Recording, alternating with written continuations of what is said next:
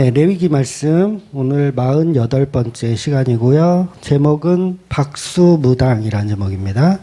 레위기 20장 22절에서 27절 말씀까지 20장을 오늘 끝내도록 하겠습니다. 20장 22절에서 27절 같이 읽을게요. 너희는 나의 모든 규례와 법도를 지켜 행하라. 그리하여야 내가 너희를 인도하여 거주하게 하는 땅이 너희의 토하지 아니하리라. 너희는 내가 너희 앞에서 쫓아내는 족속의 풍속을 따르지 말라. 그들이 이 모든 일을 행함으로 내가 그들을 가증히 여기노라. 내가 전에 너희에게 이르기를 너희가 그들의 땅을 기업으로 받을 것이라. 내가 그 땅 곧 젖과 꿀이 흐르는 땅을 너희에게 주어 유업을 삼게 하리라 하였노라. 나는 너희를 만민 중에서 구별한 너희의 하나님 여호와이니라. 너희는 짐승이 정하고 부정함과 새가 정하고 부정함을 구별하고 내가 너희를 위하여 부정한 곳으로 구별한 짐승이나 새나 땅에 기는 것들로 너희 몸을 더럽히지 말라. 너희는 나에게 거룩할지어다. 이는 나 여호와가 거룩하고 내가 또 너희를 나의 소유로 삼으려고 너희를 만문 중에서 구별하였음이니라. 남자나 여자가 접신하거나 박수무당이 되거든 반드시 죽일지니 곧 돌로 그를 치라. 그들의 피가 자기들에게로 돌아가리라. 아멘. 네, 사람은 누구나 선악과를 먹고 타락했으므로 스스로 이제 신이 되었다고, 스스로 하나님이 되었다고 생각합니다. 그래서 내가 신이다라고 생각하고 있죠. 더 이상 이제 하나님의 섭리 따위는 중요하지 않고 하나님과 같이 되었으니 나도 이제 얼마든지 무언가를 피조할 수 있다, 무언가를 창조할 수 있다고 믿어요. 그래서 내 힘으로 나를 지키고 내 힘으로 이제 성을 쌓고 외부로부터 보호하는 기능도 그동안 하나님이 해주셨는데 이제 인간이 할 수 있다라고 생각합니다. 그래서 우리 인간들이 결국은 뭘 만들어내냐면 우리 스스로가 하나님을, 새로운 하나님이죠. 우상이죠. 우상 하나님을 만들어내기도 합니다. 그래서 인간은 그때부터 모든 만물 가운데 신을 만들어놔요. 그러니까 신들이 세상을 다 다스리게 하는데 그 신을 누가 만드냐면 인간이 하는 거예요. 그래서 뭐 막말로 부처님을 만들기도 하고요. 그 신인데 그 신은 사실 진짜 살아있는 어떤 신이 아니죠. 죽어있는 어떤 부처를 만들어 놓고 그 부처가 세상을 다스린다라고 하기도 하고요. 서양 같은 경우는 뭐 제우스 같은 거를, 제우스 신 뭐 이런 걸 만들어 놓기도 하고, 성경에 보면 이제 바알이라든가 몰렉이라든가 우리 몇 주 전에 봤죠. 몰렉을 만들어내기도 하고, 그러니까 각종 우상을 만들어서 이 우주 만물을 그 우상들이 이제 다스리도록 만드는 걸 누가 한다고요? 인간이 하는 거예요. 하나님이 하셔야 할 일을 우리 인간이 타락해서 우리도 하나님이 되었다라고 생각해서 오히려 우리는 뭘 만드냐면 신을 만들어요. 그러니까 피조물이 하나님을 만들어 간다고 생각하는 거예요. 그래서 우리가 흔히 아는 것 중에 이제 바다에는 어떤 신이 있죠? 용왕님이 있죠. 바다에는 용궁이 있고 용왕님이 있어요. 그래서 용왕이 바다를 다스린다고 이렇게 만들어 놔요. 그러니까 바다를 지배하는 신을 우리 인간이 만들어 놓은 거예요. 그러니까 유럽에는 이제 바다를 다스리는 그 신이 누가 있죠? 포세이돈. 포세이돈이 바다를 지배하도록 만들어 놨어요. 산에는 산신령을 만들어 놓고요. 그 산을 지배하도록 만들어 냈어요. 그러니까 이런 것들이 다 신을 상상으로 만들어서 그냥 거기서 상상해서 끝나는 게 아니라 실제로 그 신을 만들어 놓고 그것들이 그 바다를 다스린다. 뭐 산을 다스린다. 그리고 인간은 뭐예요? 그 밑에다가 제사를 지내는 거죠. 그러니까 성경에 나오는 바알이나 몰렉에게 제사를 드리는 것도 사실은 역사적으로 보면 그 성경에만 나오는 게 아니라 우리 대한민국에도 보면 정말 크고 작은 신들을 만들어 놓고 거기다가 이렇게 제사를 지내왔어요. 지금까지 그랬고 지금도 제사 지내는 사람들이 많습니다. 여러분 그 용왕 먹이기라는 말 들어보셨어요? 용왕 먹이기. 이게 약간 저 바다 쪽에 사시는 분들은 들어본 내용이거든요. 용왕 먹이기. 그러니까 용왕 먹이기가 뭐냐면 말 그대로 용왕이 바다의 신이잖아요. 그러니까 신을 위해서 어촌에서 이제 용왕에게 이제 풍어를 비는 어떤 제사. 그러니까 물고기 많이 잡히게 해달라. 그 다음에 항해할 때 무사하게 해달라. 그러니까 누구한테 빌어야 되겠어요? 용왕님에게 비는 거예요. 그러니까 용왕님에게 정월 대보르나 이게 지역마다 좀 다르대요. 그러니까 보통 이제 정월 대보름에 이제 제사상을 차려놓고 그 용왕에게 제물을 바치면서 각 고장마다 그런 제사 행사를 하는 데가 아직까지도 있다고 합니다. 그래서 마을 대표들이 모여서 다 참석해서 이제 뭐 동네 유지들이 이렇게 참석해서 하나의 행사가 되어버렸죠, 지금은. 너도 나도 나와서 같이 제사 지르고, 이제 뭘 빌어요? 행복을 비는 거죠. 풍어를 빌고, 이제 풍년을 비는 거죠. 그래서 우리나라는 작은 구멍가게를 하나 개업을 하더라도 뭘 해요? 개업식이라는 걸 하면서 거기다가 돼지머리를 이렇게 올려다 놓고, 기원을 하죠. 뭔가 이 돼지를 믿는 건 아닌데, 그러니까 뭔가를 해야 돼. 뭔가를 해야 이 장사가 잘 될 것 같은 어떤 이런 무속적인 어떤 신앙이 우리 안에 다 있다는 거죠. 특히 대한민국 사람은 그래요. 그래서 북어에다가 실타래 이렇게 묶어가지고 문 위에다 이렇게 걸어놓고, 이게 무슨 의미죠? 잘 되게 해달라는 의미죠. 그래서 이렇게 용왕 먹이기는 오늘날까지도 여러 가지 형태와 모습으로 여전히 인간이 신을 만들어가는 존재로 되어 있다는 거예요. 그러니까 그런 제사를 지내는 이유는 가정의 평화를 위해서 무병장수하고 풍년 오고 그다음에 고기 많이 잡고 무사하게 항해를 잘 할 수 있도록 용왕님에게 제사를 지내는 것, 이게 이제 용왕 먹이기라는 겁니다. 이렇게 타락한 인간들은 하나님 외에 다른 신의 존재가 있지도 않은데도 불구하고 그것을 만들어내는 거예요. 창조를 해내는 거죠. 그러니까 선악과 먹은 인간들이 우리도 하나님처럼 되었으니 우리도 뭔가를 만들자. 근데 피조물을 만들면 시시하잖아요. 시시하지 않아요? 피조물을 만들면 그럼 우리가 하나님을 아예 만들어보자. 신을 만들어보자. 그래서 인간의 타락이 얼마나 지금 대단한가를 보여주는 거죠. 그래서 하나님 없이도 우리는 우리 힘으로 얼마든지 살아갈 수 있다. 그리고 대놓고서 이제 신을 만들어 가는 거죠. 즉 하나님이 피조물인 인간을 만들었다면 우리는 하나님을 만들어내겠다. 이런 모습으로 하나님이 없는 세상을 우리 나름대로 살아가고 있는 겁니다. 그래서 이런 현상이 하나님을 떠난 인간들의 특징. 인간들은 각자 자기들이 원하는 신을 만들어 놓고 섬겨요. 그러니까 종교가 여러 가지가 있지만 다 각자 다르잖아요. 다 자기가 원하는 신을 섬기는 거예요. 우리 잠깐 아까 교제할 때도 보면 신천지는 이만희를 그냥 예수님이라고 생각하고 섬기는 거예요. 신이라고 생각하고 섬기는 거예요. 뭐 안상홍네는 안상홍을 신이라고 생각하고 그냥 섬기는 거. 통일교는 통일교 나름대로 또 신이라고 생각하고 섬기는 거. 그러니까 각자 신을 만들어 놓고 섬기는 겁니다.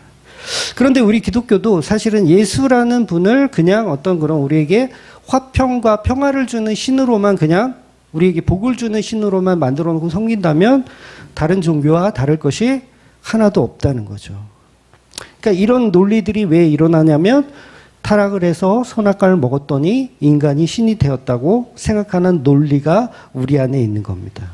그래서 우리는 얼마든지 신을 만들어낼 수 있고요. 그 신을 창조해낼 수 있다고 생각하는 거. 이게 바로 오늘 본문이 말하고 싶은 박수무당이라는 거예요. 박수무당. 여러분 박수무당이란 뜻이 뭐죠? 남자무당이란 뜻이에요. 남자무당. 그러니까 남자의 영역은 사실은 메시아의 신 두 번째 아담, 예수님이 하셔야 되는 역할인데 그걸 예수님만 중보자냐? 그럴 수 없다. 우리도 중보자를 할 수 있다라고 해서 그 진리를 왜곡하고 인간이 중매자 역할을 하려고 하는 거예요. 그래서 무속신앙에서는 그거를 이제 무당이라고 부르기도 하고요. 무당은 중보자란 뜻이에요. 샤머니즘, 신과 인간을 연결시켜주는 어떤 중간 매개체가 무당입니다. 그런데 모든 종교에도 이런 무당적인 위치를 갖고 있는 사람들이 있어요. 그러니까 천주교회 같은 경우는 신부가 그 중매자 역할을 하죠. 그러니까 고해성사를 누구한테 해요? 신부에게 하잖아요. 그러니까 신부를 통해서 하나님께 전달하는 이 중간 매개체가 다 무당의 개념인 거예요. 그러니까 교회도 마찬가지죠. 목사님을 통해서 여러분이 뭔가를 이렇게 하나님께 이렇게 하려고 하죠.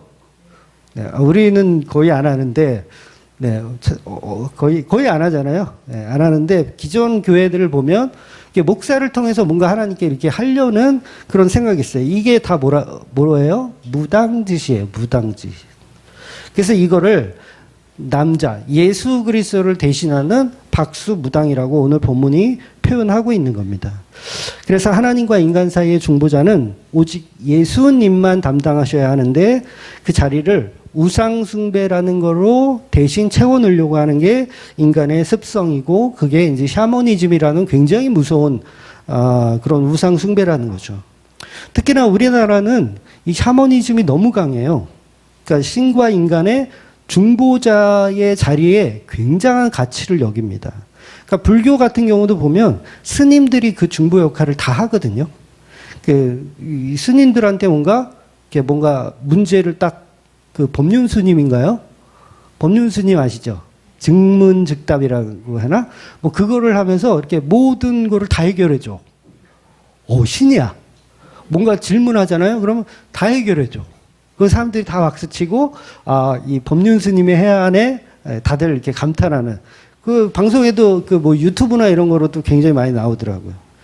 그러니까 예수님의 자리를 교묘하게 우리 인간이 차지하고 있는 거죠. 그러니까 이런 교묘하게 그 자리를 빼앗고 있는 걸 전부 성경은 박수무당이라고 표현을 하는 겁니다. 그러니까 예수를 빼내면 그리고 그 자리에 누군가가 다시 채운다면 그건 다 이단이고 박수무당의 자리죠. 그러니까 목사들이 그 역할을 되게 많이 하거든요. 그러니까 성도들이 정신을 차리고 끌어내야 돼요. 사실은 박수무당 짓을 하면.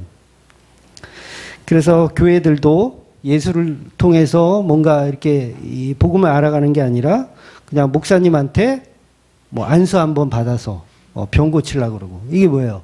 이게 샤머니즘이에요. 목사한테 안수 받아서 병 고치려고 하는 거. 소위 축복 신방이라 그래서 신방 가서 안수 받고. 왜?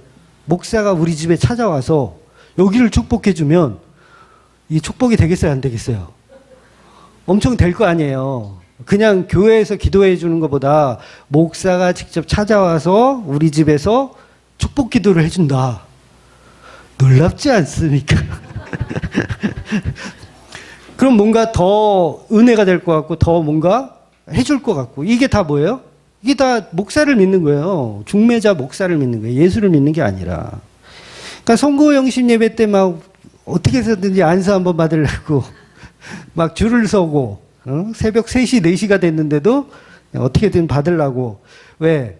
성구영신 때 안수를 안 받으면 1년이 불쾌해.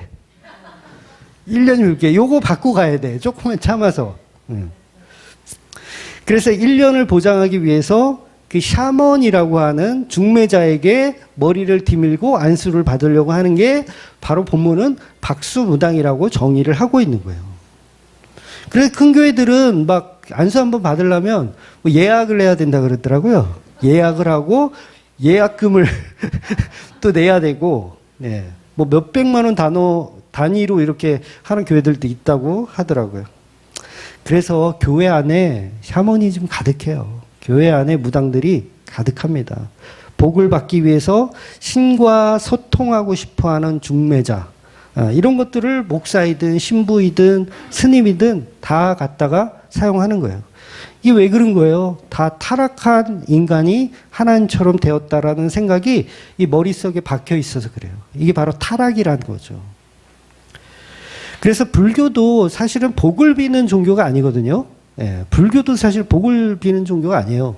그 원효대사가 해골물을 먹고서 모든 건 마음 먹게 달랬구나. 이거를 깨달았거든요. 그래서 복을 빌고 복을 차지하는 게 중요한 게 아니에요. 내가 복을 받았다고 그냥 내가 생각하면 복 받은 거예요. 이게 원효대사가 추구했던 그런 불교적 마인드거든요. 근데 지금의 불교 보면 전부 비나이다 비나이다 해서 우리 아이 대학에 꼭 합격해 주세요. 다 이런 거 하고 있잖아요. 그러니까 대한민국 특히 이 샤머니즘적인 무당 잡교 기질이 다른 민족에 비해서도 더 월등하다는 거예요. 참 대단하죠. 그래서 선악과 먹은 인간들은 어느 시대에나 똑같이 우상을 만들어 놓고 그 우상을 섬기는 것을 좋아합니다. 그래서 본문에서 말하는 이스라엘의 이 백성 시대에도 사실은 지금하고 거의 똑같았다라고 보면 돼요. 그래서 반복적으로 본문은 애굽의 풍습을 따르지 말아라. 그 풍습을 따르지 말아라. 가나안 풍습 당연히 따르지 말아라. 그 풍습이 뭐였습니까? 예수 그리스도를 알아볼 수 없는 형태의 모습으로 가니까 그 풍습을 따르지 말라고 하는 거예요. 그러니까 샤머니즘을 통해서 신을 섬기려고 하는 거 이런 짓을 하지 마라. 왜냐하면 우리는 그 샤먼, 그 중매자를 기다려야 되는 입장이거든요. 이스라엘은. 그러니까 예수 그리스도라는 메시아를 기다려야 되는 입장인데 기다리기가 싫어. 그래서 그 중매 역할을 누군가 집어넣는 거야. 뭐 신부가 됐든 목사가 됐든 막 집어넣는 거야. 그러니까 종교가 많이 생기죠. 바알도 섬겨봤다, 몰렉도 섬겨봤다, 이것저것 막 섬기는 거예요. 그런데 오늘 본문이 얘기하는 건 박수무당, 즉 인간을 통해서 예수를 섬기지 말라. 그 얘기를 하는 거예요. 인간을 통해서. 그러니까 인간은 오전에도 말씀드렸지만 목사가 예수님을 잘 소개해줘도 그렇잖아요. 목사가 소개해주잖아요. 소개해줘도 이 목사가 중매자가 되어서는 안 된다는 거예요. 신이 되어서는 안 된다는 거예요.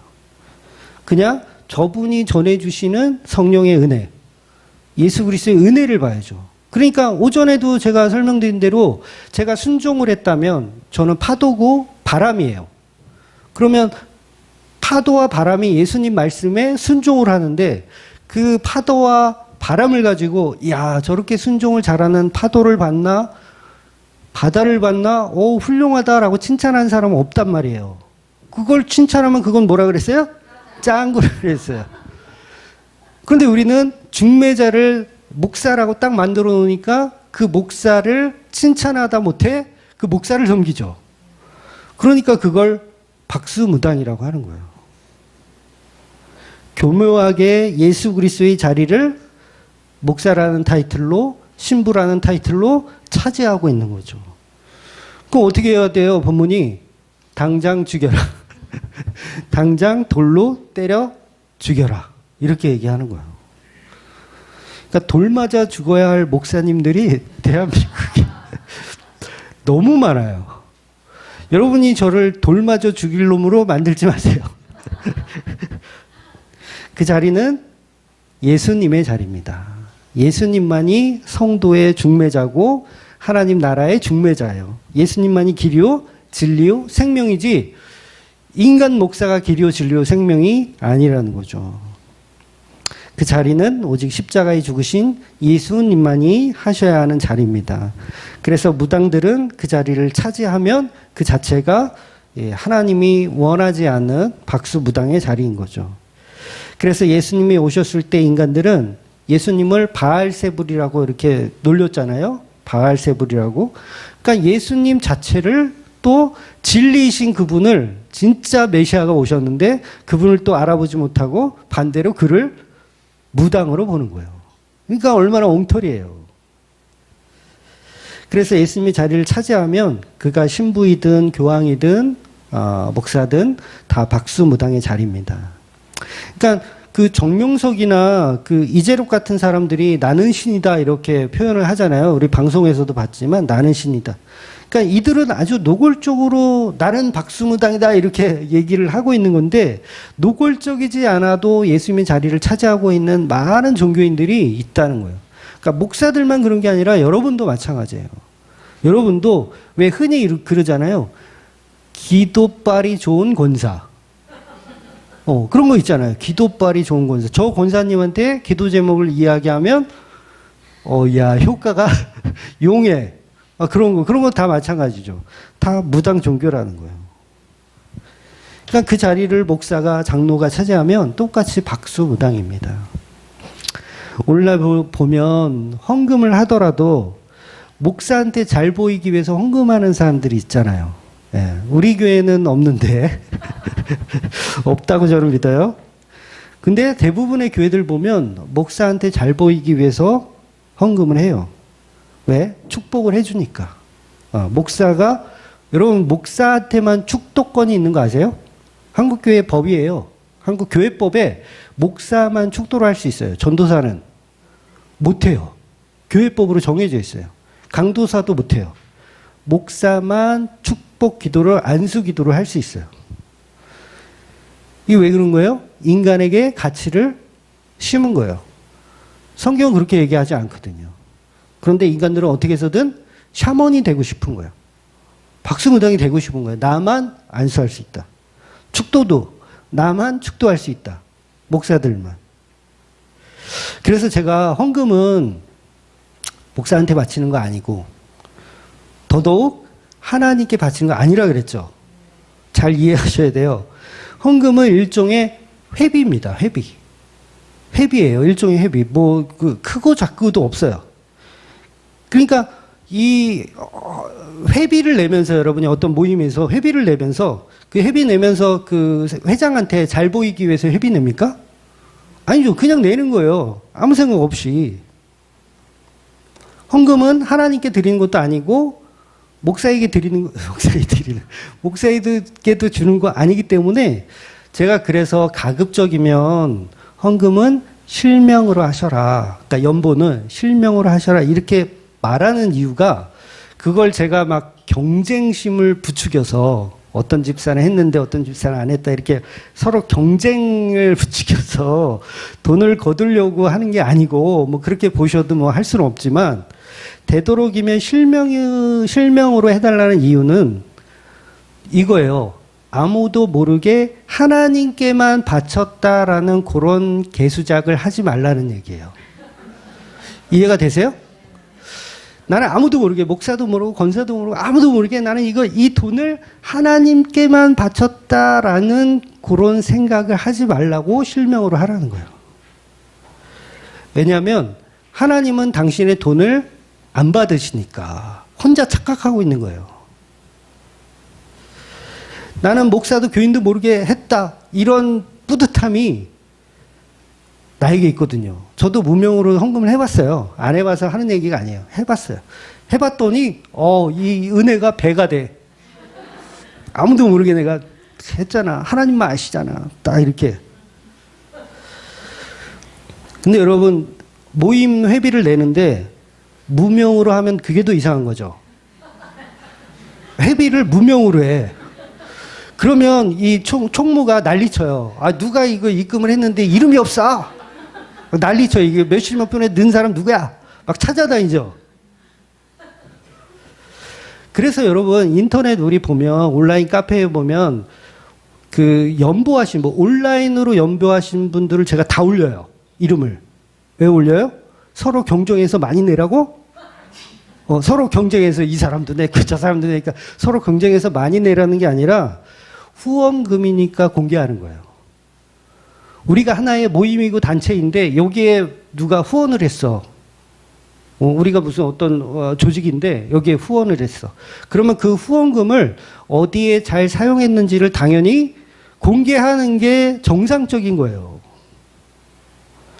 그런데 나는 목사님도 모르게 권사님도 모르게 하나님만 아시는 돈을 이렇게 드렸다라는 그 스스로의 그 잘못된 생각을 버리라고 그냥 가급적이면 실명으로 하셔라 이렇게 말씀드리는 거예요. 그런데 이제 그런 사람 있잖아요. 나 이름 쓰기가 너무 귀찮아. 그런 분들은 예외. 그러니까 봉투에 돈을 넣고 이름을 써야 되잖아요. 이게 쓰는 게 귀찮아. 그래서 그냥 넣는 거야. 나는 뭐 하나님께 드린다 이런 생각 아니고 그냥 이렇게 귀찮아서 그냥 하는 거야. 그런 사람들은 통과. 그래서 그냥 별 생각이 없어야 돼요. 그냥 교회의 필요에 따라서 교회가 운영하려면 나라도 조금 보태야지 그런 마음으로 그냥 하시는 거예요. 큰 의미가 없어요. 그러니까 우리가 가져와야 할 헌금, 우리가 가져와야 할 헌신은 이미 예수님이 십자가로 다 이루셨습니다. 우리는 그 십자가의 은혜를 붙들고 오는 거지 돈을 챙겨갖고 오는 게 아니에요. 그래서 돈을 챙겨갖고 오면 꼭 중매자이긴 목사에게 잘 보이려고 하잖아요. 여러분 중에 누가 헌금을 매주 1,000만 원씩 해보세요. 제가 그분은 굉장히 사랑할 것 같아요. 어? 만약에 무명으로 한다가 어떻게든 찾아내려고 CCTV 돌려가지고 그 시간에 돋는 사람 누군지. 인간은 이렇다고요. 그래서 목사는 중매자가 아니라 그냥 성경을 잘 살펴주는 사람. 성경을 잘 조사해서 이건 이렇게 보셔야 됩니다. 이렇게 제시를 해주는 사람. 그 이상도 그 이하도 아니고 더욱이 중매자는 아니라는 거예요. 그래서 저한테 성경 말고 신앙 상담 말고 인생 상담 같은 거는 기대하지 마세요. 물론 제가 주저리 여러분의 인생 상담을 들어드리긴 해요. 주저리 하시면 들어드려요. 근데 저는 법륜 스님 같이 어떤 증문즉답을 해드리지는 못해요. 물론 신앙적인 부분에 있어서는 명확하게 해드려요. 너무 명확해서 사람들이 놀라 자빠질 정도로 너무 시원하다. 막 하지 마라, 해라, 딱 명확하게 말씀드리거든요. 그런데 인생 상담 같은 경우는 제가 조금 힘들어요. 그냥 마음대로 하셔요. 이렇게 되거든요. 저도 잘 몰라요. 그러니까 넋두리 같은 거 얼마든지 받아줄 수 있지만 거기에 어떤 답을 찾거나 해안을 찾기 위해서 저를 찾으면 제가 중매자가 되는 거예요. 제가 예수가 돼버리는 거죠. 그러니까 그렇게 하지 마시고 그냥 저는 성경을 연구하여 살펴서 예수 그리스도를 증거해 주는 사람. 그 이상도 그 이하도 몰라요. 없어요. 그러니까 저기 법륜 스님을 찾아가세요. 인생 상담하려면 법륜 스님. 예수님 말고는 설명드릴 만한 재능이 별로 없습니다. 그래서 엊그제도 파주의 어떤 교회에 그 교육자 목사님이 찾아오셨어요. 소개로 찾아오셨대요. 그래서 오셔서 뭘 물어보시냐면 성경 공부하는 법을 물어보시더라고요. 성경 공부를 어떻게 하느냐. 제가 대놓고 그랬어요. 잘못 오셨다고. 잘못 오셨습니다. 성경 공부가 따로 있는 게 아니라 저는 그냥 복음을 말하는 겁니다. 복음이 보이니까 복음을 말하는 겁니다. 그러니까 옛날에 제가 이런 말씀 드렸죠. 그 대장금 예를 들어서 대장금 대사 중에 그런 거 있잖아요. 홍시 맛이 나니까 홍시 맛이 난다고 얘기를 한 겁니다. 그러잖아요. 너는 어떻게 그 맛을 알아볼 수 있느냐 그랬더니 홍시 맛이 나니까 홍시 맛이 난다고 말했을 뿐입니다. 그러니까 홍시 맛을 맞는 법을 알려달라고 하면 장금이는 할 말이 없는 거죠. 홍시 맛이 나니까 홍시 맛이 난다고 얘기하지 이게 무슨 비결이 있거나 비법이 있는 게 아니잖아요. 제가 성경을 연구하는 어떤 비법이 있나요? 저한테 물어봐 주세요. 성경을 연구하는 비법이 있나요? 그러면 홍시 맛이 나니까 홍시 맛이 난다고 얘기하는 거지 사실 비법이 있는 건 아니에요. 그래서 이걸 가르치는 은사라고 성경에도 명확하게 얘기하잖아요. 가르치는 은사가 있는 거예요, 그냥. 그러니까 은사를 개발한다고 될까요? 죄송하지만 안 돼요. 은사는 개발하는 게 아니라 성령의 은혜로 그냥 주어지는 거예요. 그러니까 주어진 사람이 또 물론 그거를 소홀히 여기면 안 되죠. 그 은혜를 감사함으로 받아야지 되지만 은사 자체를 개발해서 연구해서 터득할 수 있는 건 아니에요. 그래서 은사가 없었는데 하나님이 쓰시고자 하면 그에게 은사를 심어주셔서 그를 쓰시는 거예요. 그러니까 인간이 할 수 있는 건 없는 거죠. 배운다고 되는 게 아니에요. 이 무슨 어떤 악기 배우듯이 그렇게 배운다고 되는 건 아닙니다. 그래서 제가 그 목사님한테는 다른 거는 얘기 안 해드리고 딱 그것만 얘기해 드렸어요. 그러니까 이분은 약간 하나님 위주의 이 말씀을 좀 많이 하시더라고요. 그러니까 하나님을 잘 섬기는 이 성도들을 만들고 싶다. 뭐 이런 식으로. 그래서 제가 거기다 초를 쳤죠. 무조건 예수가 빠지면 안 된다. 예수님이 들어가지 않은 하나님은 그건 복음이 아니다. 제가 이렇게 설명드리고 큐티 같은 거를 이제 하신다고 하더라고요. 그래서 큐티 때려쳐라. 하지 마라. 큐티 절대 하지 마라. 십자가 복음만 그냥 전하라고 말씀드렸어요. 그래서 수심이 가득한 얼굴로 네, 본전도 못 찾았다라는 어떤 그런 느낌으로 네, 돌아가셨는데 제가 사실은 더 혹독하게 말을 하고 싶었어요.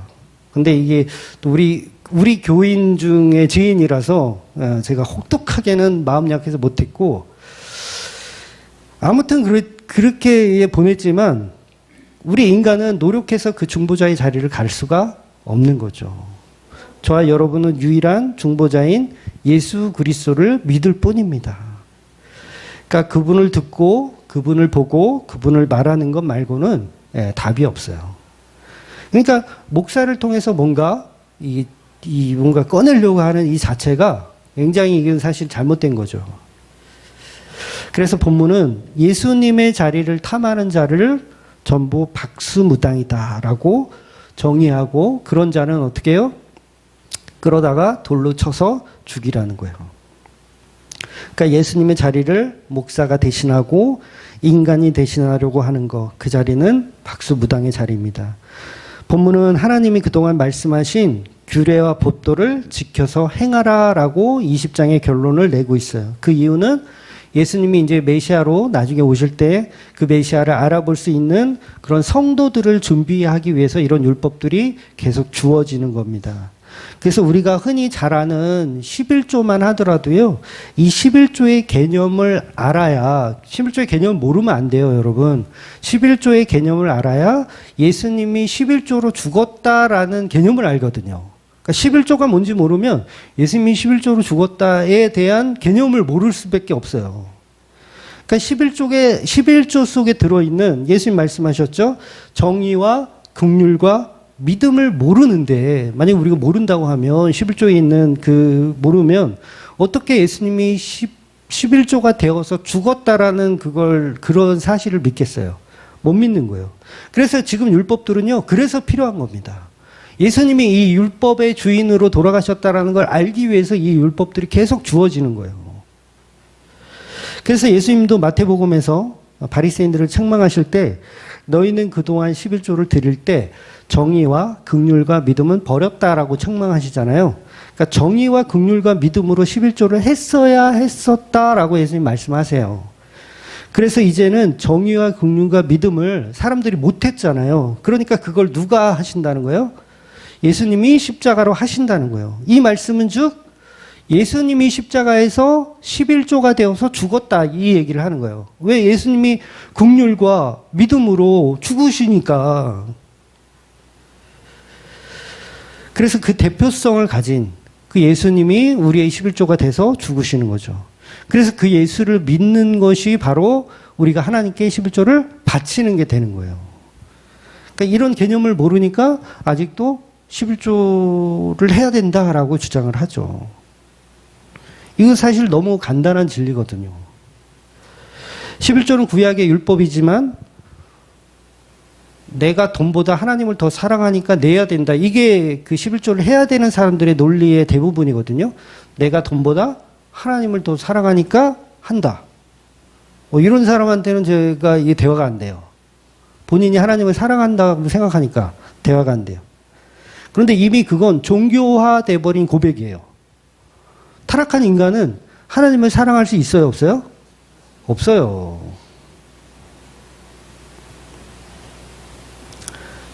돈보다 하나님을 사랑할 수 있는 인간? 없어요. 10원 정도는 가능해요. 100원까지도 가능해요. 저는 믿음이 도와서 1000원까지는 가능해요.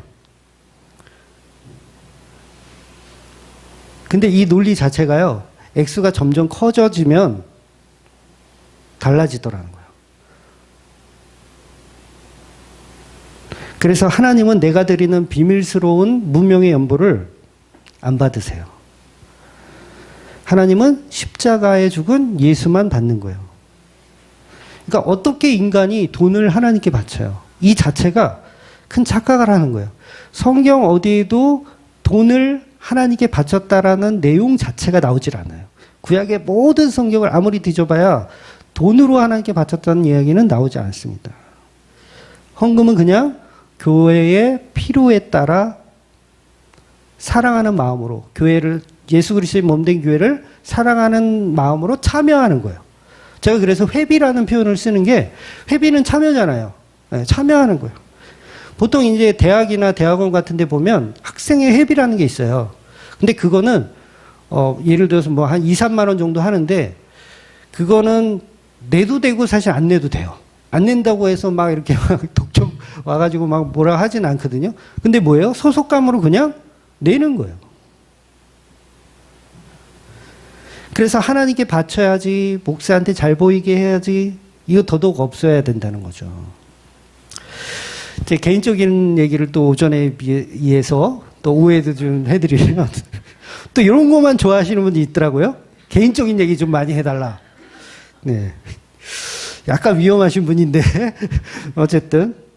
간혹 이제 제가 노골적으로 말씀드리는데, 저한테 이제 봉투를 주시는 분들이 있어요. 우리 교인 중에도. 그러니까, 뭐, 스승의 날이라든가, 아니면 뭐, 여름 휴가 때라든가, 아니면 뜬금없이 양복 케이블하고, 봉투를 주시기도 하고, 어쩔 때는 보약 먹으라고 주시기도 하고, 어떤 때는 또 아이들 맛있는 거 좀 사주시라고 그러면서 이렇게 돈을 주실 때가 있어요. 그럼 제가 이제 그 봉투를 한 번도 거절하지 않고 감사히 받아요.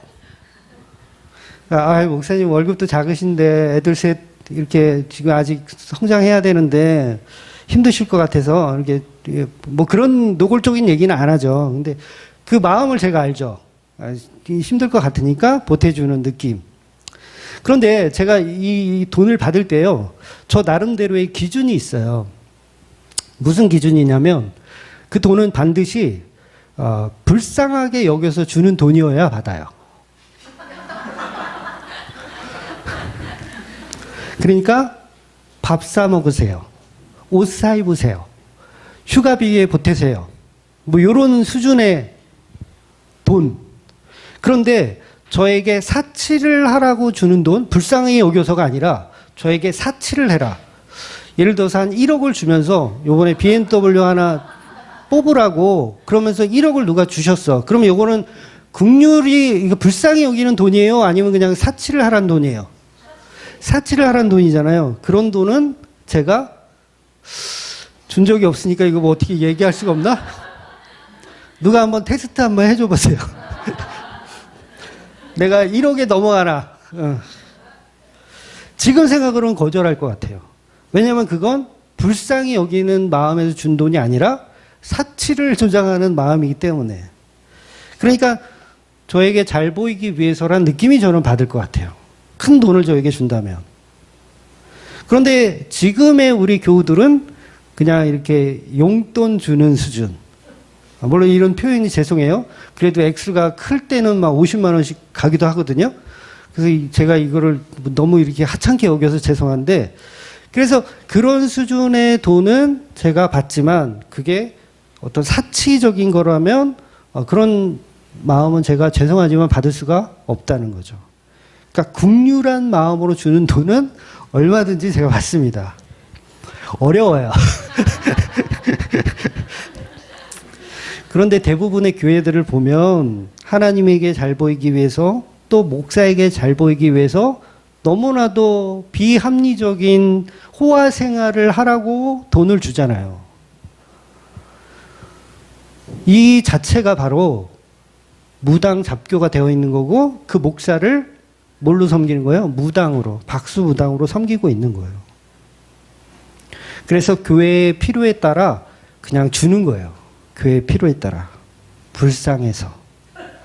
이번 달 또 적자돼. 월세도 못 내겠네. 그러면 좀 주세요. 그래서 매달 우리 교회는 다 공개하잖아요. 얼마 벌었고 얼마 썼는지. 그래서 이번 달 적자예요? 흑자예요? 아, 다들 관심이 없구나. 흑자예요. 몇십만 원 남았어요. 그럼 뭐예요? 아, 이번 달은 잘 버텼구나. 왜? 지난달이 5주였거든. 5주였으니까 잘 버텼구나. 근데 또 어떤 달은 적자일 때가 있어요. 좀 쓰는 게 더 많을 때. 그러면 아, 내가 돈 10,000원이라도 이렇게 드려야 되겠다. 왜? 불쌍하니까. 그런 마음으로 하는 게 사실은 교회의 연보예요. 근데 거기에 막 엄청난 가치를 심어가지고 이거 하나님께만 내가 드리는 하나님의께만 우리 둘만 아는 어떤 그런 개수작을 우리가 한다고요. 제발 그러지 마시고 그냥 실명으로 하셔도 돼요. 제가 1,000원 낸다고 해서 1,000원 내는 사람 제가 공개하지 않잖아요. 아, 이게 더 그런가? 많이 낸다고 그래서 많이 내는 사람 제가 공개하지 않잖아요. 그냥 형편이 어려우면 안 하셔도 되고 어려운 대로 하셔도 되고 근데 나는 이번에 좀 보너스도 받고 좀 형편이 좀 있어. 그러면 조금 더 할 수도 있고 평소보다. 아무 상관없는 거예요. 거기에 특별한 가치를 매기면 그 자체가 이미 무당을 섬기고 있는 거예요. 하나님을 섬기는 게 아니라. 하나님은 돈이 필요 없으신 분이에요. 돈은 제가 필요해요. 예? 이해가 되세요? 그래서 예수님이 그런 바리새인들에게 11조를 한다라고 11조를 하는 애들은 뭐예요? 나는 하나님께 바치고 있다. 하나님께 회당과 근처의 바깥까지도 바치고 있다라고 생각하는 자들에게 예수님은 호되게 야단치시는 거예요. 이 가짜들아 그러면서. 이 가짜들아. 우리 마태복음 23장 23절 한번 볼게요. 세번역 성경으로 세번역 성경으로 제가 되어 있나요? 아니, 제가 읽어드릴게요. 맞는지 모르겠어요. 율법 학자들과 바리새파 사람들아, 위선자들아, 너희에게 화가 있다. 너희는 박하와 회당과 근처의 11조를 드리면서 정의와 자비와 신의와 같은 율법의 더 중요한 요소를 버렸다. 그것들도 반드시 했어야 하지만 이것들도 소홀히 하지 말았어야 했다. 이렇게 표현해요. 그러니까 제가 왜 세번역 성경을 일부러 보여드렸냐면 세번역 성경은요 과거형으로 다 얘기해요. 그러니까 11조를 드렸어야 했었다. 자비와 긍휼과 믿음으로 드렸어야 했었다.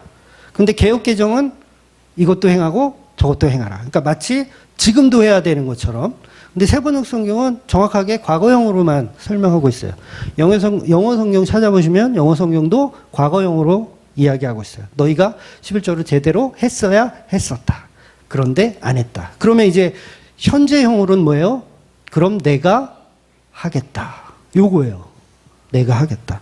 그러니까 여러분이 내 돈을 하나님께만 드립니다. 무명으로 목사도 모르고 아무도 모르게 드리겠습니다. 그랬더니 예수님이 야 개수작 하지 마. 너는 믿음과 긍휼과 아무것도 없어. 그럼 그거 누가 한다는 얘기예요? 예수인 내가 할게 그 얘기하는 거예요. 내가 할게. 그리고 십자가에 달려 죽으심이 11조가 되어서 죽으심이고 예수님만이 우리의 헌금이 되어서 죽으신 거예요. 예수님만이. 그래서 이런 복음들을 서로 나누고 교제하기 위해서 뭐가 필요해요? 돈이 필요하니까 그때 연보를 드리는 거예요.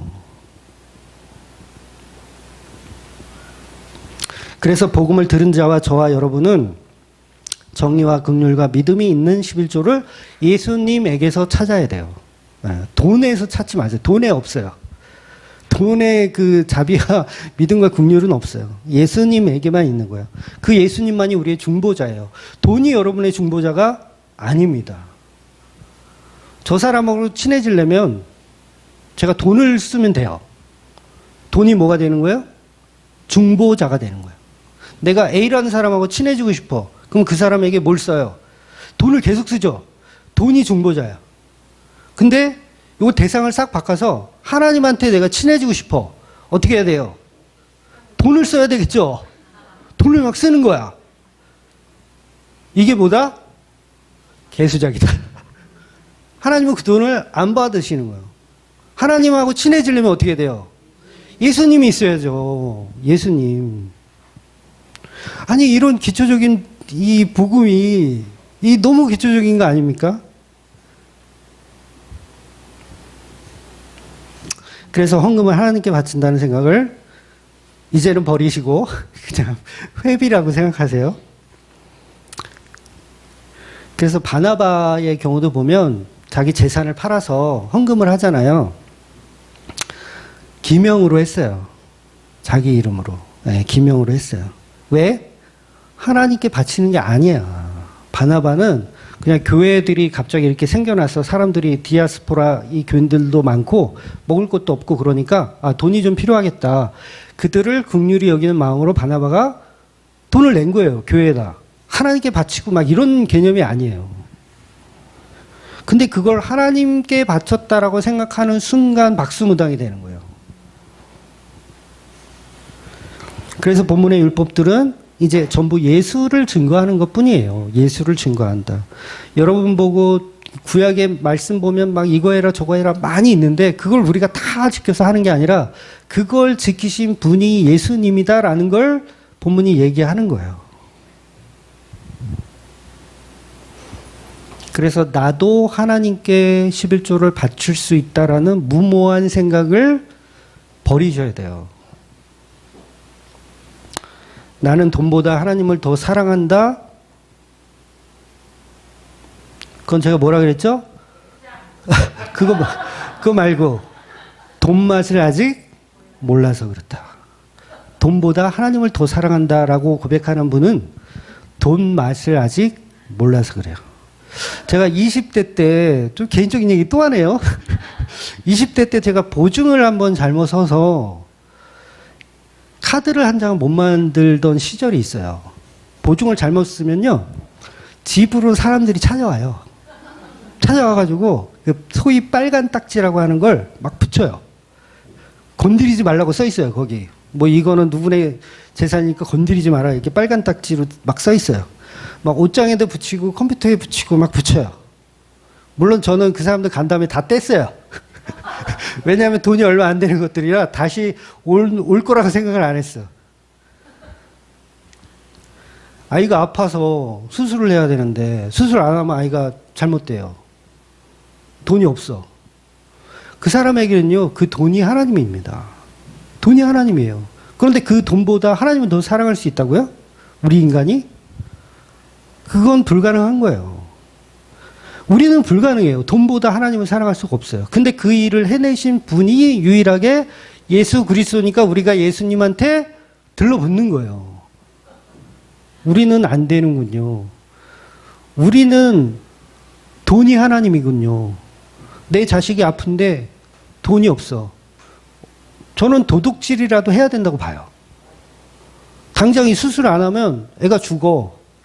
저는 도둑질이라도 해야 된다고 봐요. 왜? 그 사랑이니까. 그러니까 그 돈은 그 사람에게는 신이에요. 하나님이에요. 그러니까 우리 인간은 돈보다 하나님을 사랑할 수가 없어요. 사랑한다라고 고백하면서 돈 헌금 많이 하셨죠?